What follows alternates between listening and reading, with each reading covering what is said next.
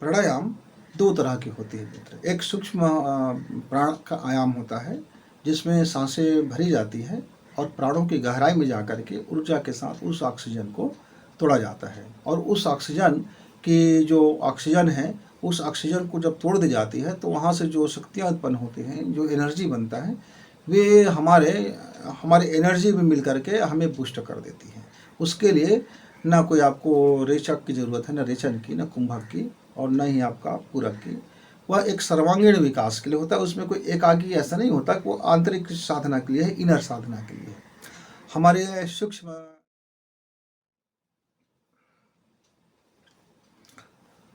मित्र नमस्कार, आप हैं बसंत गुरु जी के साथ। आइए आज हम कुछ प्राणायाम के क्रिया योग के बारे में चर्चा करते हैं। हमारे मित्र बड़े कंफ्यूज हो जाते हैं, बड़े उलझ जाते हैं। गुरु जी वो बताते हैं कि पूरक करना अच्छा होता है, फिर उसने बताया गुरु जी रेचक करो या रेचन करो, बिना रेचन का कैसे प्राणायाम कर लेते हो, फिर बिना कुंभक का कैसे प्राणायाम कर लेते हो, फिर कुंभक का बड़ा फ़ायदा है, अंतः कुंभक का फ़ायदा है, बाह्य कुंभक का फ़ायदा है, और ये सब बिना क्रिया किए आप हम बिना हमारा क्या लाभ है, हम तो बड़ा लाभ से चूक जाते हैं।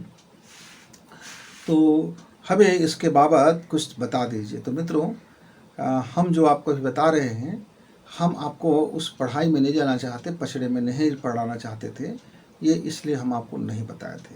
यदि आपको जानना ही है तो हम आपको संक्षिप्त बता देते हैं।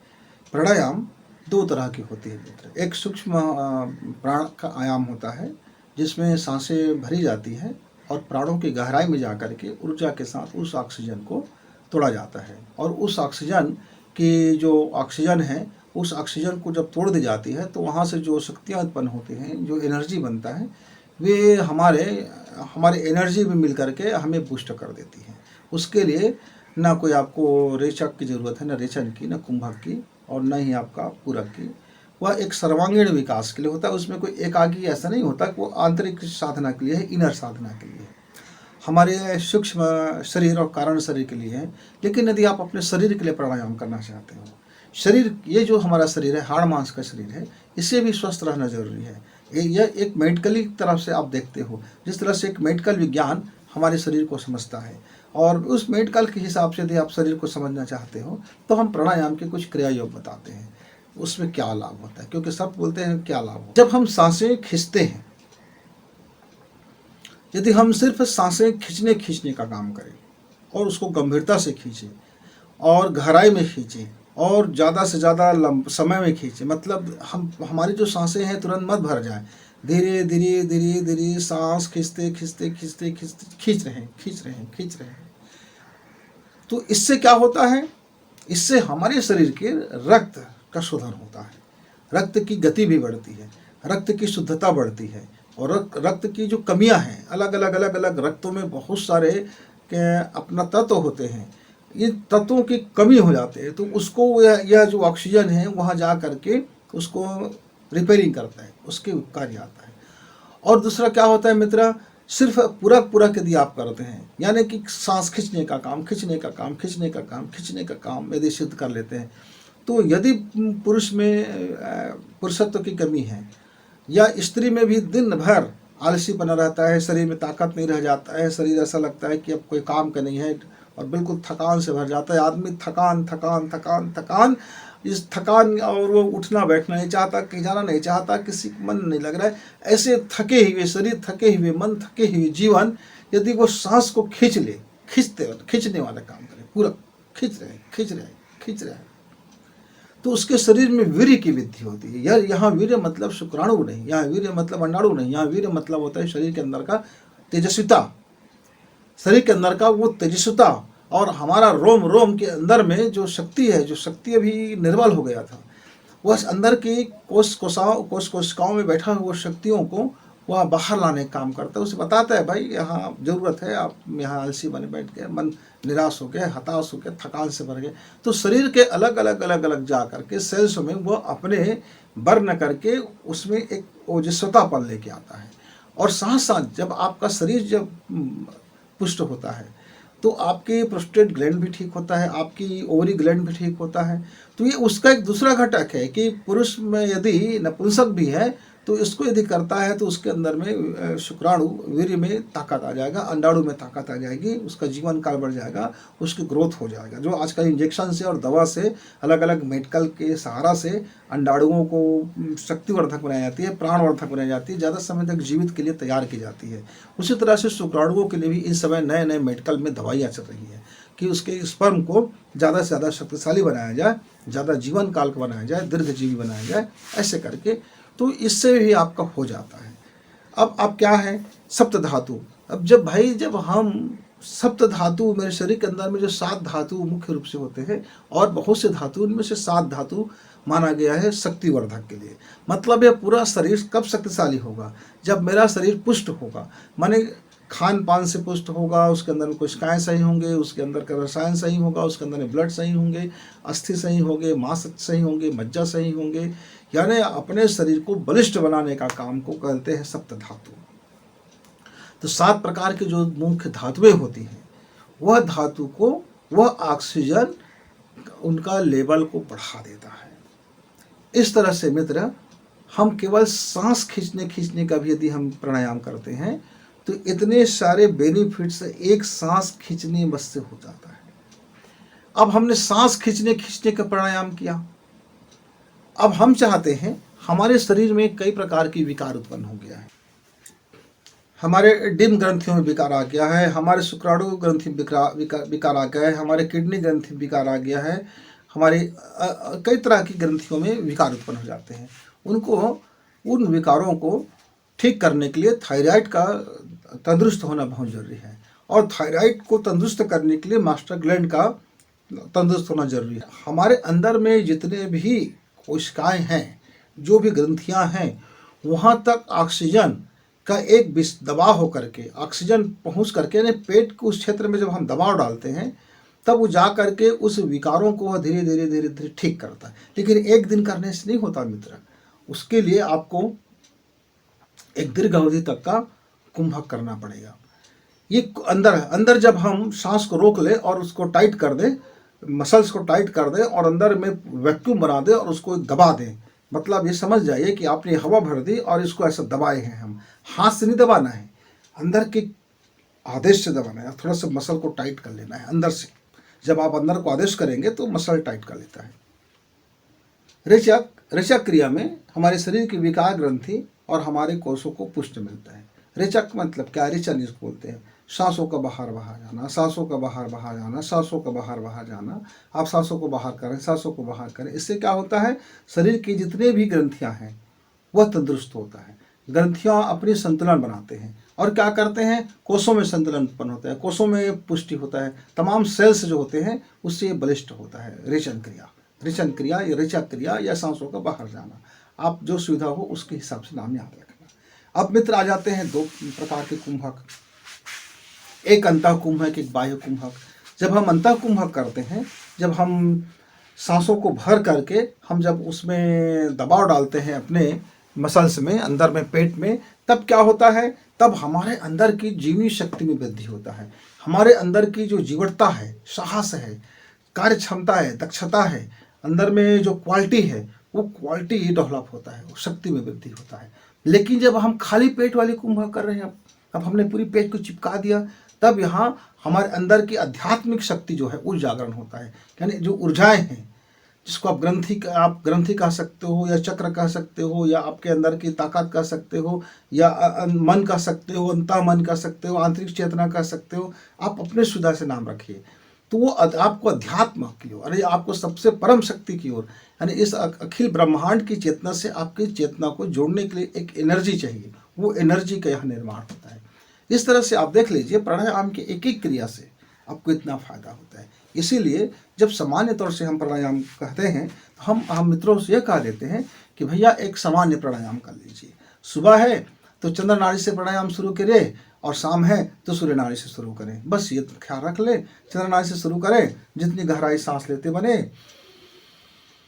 आपने सांस लिया, फिर आपने पेट में सांसों को छोड़ा और उसके बाद पेट को, अपने मसल्स को टाइट कर दिया,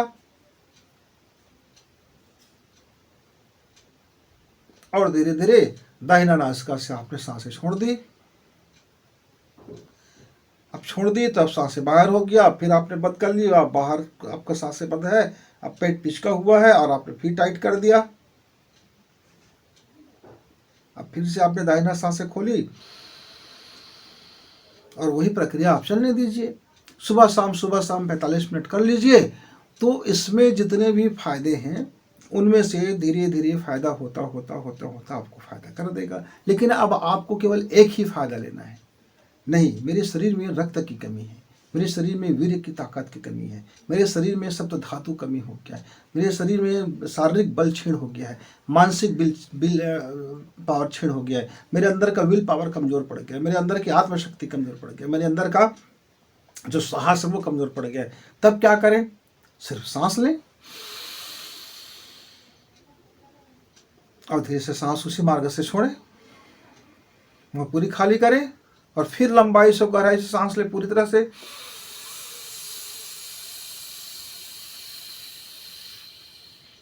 जितना सांस ले सकते हो पूरी ताकत झोंक दीजिए और धीरे धीरे सांस को फिर बाहर ले जाइए। 15 मिनट इस चंद्र नाड़ी से किए, सुबह है तो और शाम है तो सूर्य नाड़ी से शुरू किए, और 15 मिनट फिर सूर्य नाड़ी से और फिर चंद्र नाड़ी से। ऐसे आप करते रहिए, सांसें केवल लेते लेते रहिए। लेकिन अब आपको शरीर के ग्रंथि को विकार को दूर करना है, केवल ग्रंथि विकार दूर करना है, कोषों को पुष्ट करना है, तो सिर्फ सांस छोड़ने छोड़ने का काम करेंगे। सुबह हो जाए, सुबह चंद्र नाड़ी से और शाम को सूर्य नाड़ी से, ये फिक्स रखें। अब सांसें केवल हम छोड़ रहे हैं।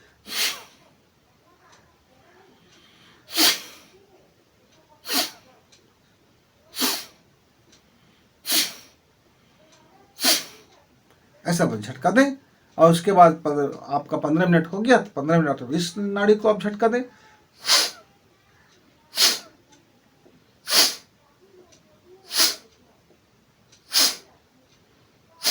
फिर 15 मिनट हो गया तो फिर इस नाड़ी को उससे झटका दें। बस बाहर बाहर करें। इससे क्या होगा? इससे आपके शरीर के ग्रंथियों की विकार ठीक हो जाएगा। आजकल थायराइड ग्रंथि बहुत अनबैलेंस हो गया है, आदमी की किडनी ग्रंथि अनबैलेंस है, लीवर ग्रंथि अनबैलेंस है, मस्तिष्क के अंदर पिट्यूटरी ग्रंथि आपका अनबैलेंस है, आँख की ग्रंथि अनबैलेंस है, कान की ग्रंथि अनबैलेंस है, आपका काम क्षेत्र की ग्रंथि अनबैलेंस है, तरह तरह की चीज़ें हरकतें आपसे होते रहता है। तो इस ग्रंथियों को ये संतुलित करता है। अब कुंभक ही करना है केवल, तो कुंभक के समय बढ़ाइए। यदि आपको अपनी जीवनी शक्ति में वृद्धि चाहिए तो आप, यदि आपको फील्ड आपका अपने अपने फील्ड के हिसाब से इस कुंभक को की जाती है मित्र। मान लीजिए आपको हार्ड वर्क करने वाले हो, खूब दिन भर परिश्रम करने वाले हो और आपको उद्योग धंधा है, आपका बड़े अफसर हो, तब आप क्या करें? सूर्य नाड़ी को से सांसें खींचे और बंद कीजिए और जितना ज़्यादा से ज़्यादा समय तक कुंभक हो सके करते रहिए। 45 मिनट तक एक ही नाक से सांस लें और कुंभक करें। अब मान लीजिए मेरे कोई स्कूल के टीचर हैं या मेरे धर्म गुरु हैं या मेरे महिलाएं हैं या मेरी बच्चियां हैं या लड़कियां हैं या जिनका काम पब्लिक में रहता है, जैसे आपका रेलवे में अलाउंसर से होते हैं, विंडो खिड़कियों में होते हैं, यानी पब्लिक सेक्टर में काम करने वाला, चाहे मेरे बैंक का कर्मचारी है, अधिकारी है, अलग अलग ऑफिसों के बाबू है, चपरासी इत्यादि, जिनका पाला आम पब्लिक से होते रहता है, वो क्या करें? वो सिर्फ चंद्रमा नाड़ी से वो सांसें ले और कुंभक करें। भर लिया, अब दबा दिया। अब जितना ज़्यादा से ज़्यादा आप आंतरिक कुंभक का टाइम बढ़ाइए, जितना ज़्यादा टाइम बढ़ेगा उतनी मात्रा में आपके अत्यंत क्षमताएं, आपके शरीर पुष्ट होगा और आपका जीवनी शक्ति बढ़ता हुआ आपके कार्य में वृद्धि करेगा। अब मान लीजिए आप आध्यात्मिक सेवा करने वाले हैं, नवरात्रि का सीजन है, आप मंत्र साधना कर रहे हैं, जीवन को साध रहे हैं, अपने आप को धर्म से भर रहे हैं, अपने अंदर की सारी एनर्जी को समझना चाहते हैं, चेतना को समझना चाहते हैं, प्राण को समझना चाहते हैं, परम लक्ष्य को पाना चाहते हैं, उच्च स्तरीय साधना करना चाहते हैं, उसके लिए शक्ति चाहिए। अब आपके पास उतनी शक्ति रह नहीं गया है जिससे आप उच्च स्तरीय साधना कर सकते हैं। तब आप सुषुम्ना नाड़ी से सांस भरिए और कुंभक को बढ़ाइए। दोनों नासिका से खींचा। अब जब इसकी टाइमिंग बढ़ाना है, अब ज़्यादा से ज़्यादा आपको अंतः कुंभक और बाह्य कुंभक, अंतः कुंभक और बाह्य कुंभक, कुंभक में ही ज़्यादा से ज़्यादा आपको लेना है मित्रों, तब इसका बेनिफिट आपको मिलता हुआ चला जाएगा। इसके लिए एक लंबा प्रैक्टिस की ज़रूरत पड़ती है, लेकिन रोज़ थोड़ा थोड़ा किया जाए, थोड़ा थोड़ा किया जाए। रोज़ 1 घंटा का समय निकाल लिया जाए, 45 मिनट प्राणायाम किया जाए, 5 मिनट विश्राम। बिना विश्राम के ना उठे मेरे मित्र, बीच में कोई फ़ोन से बात ना करे, बीच में मोबाइल से बात ना करें, बीच में घर वालों से बात ना करें, बीच में इधर उधर की बातें ना करें, बीच में गपशप ना करें, बीच में खटर पटर ना करें, बीच में मटर कटर ना करें। पूरी तरह से अपने आप के लिए, अपने जीवन के लिए, अपने इनर के लिए, अपने ऑल लाइफ के लिए, अपनी आत्मा के लिए, अपनी वृद्धि के लिए, अपने विकास के लिए, अपने सुख के लिए, अपने आनंद के लिए 45 मिनट का समय अपने लिए, नितांत अपने लिए, केवल पर्सनल, तुम और तुम, तुम्हारे अलावा अब कोई नहीं, बस ये साधना के लिए बिताइए। फिर 23 घंटा इस संसार के लिए लगा दीजिए। फिर आपका 1 घंटा का जो बीज बोया हुआ है, आपका 24 घंटा के लिए पूर्णतः वो आपको रिचार्ज करके रखेगा, आपकी बैटरी डाउन होने नहीं देगा। तो मित्रों, इसको प्राणायाम क्रिया योग को समझिए, और ये प्राणायाम दुनिया का अद्भुत और रहस्यमय शक्तियों से भरा हुआ हमारी प्राणायाम होता है मित्र।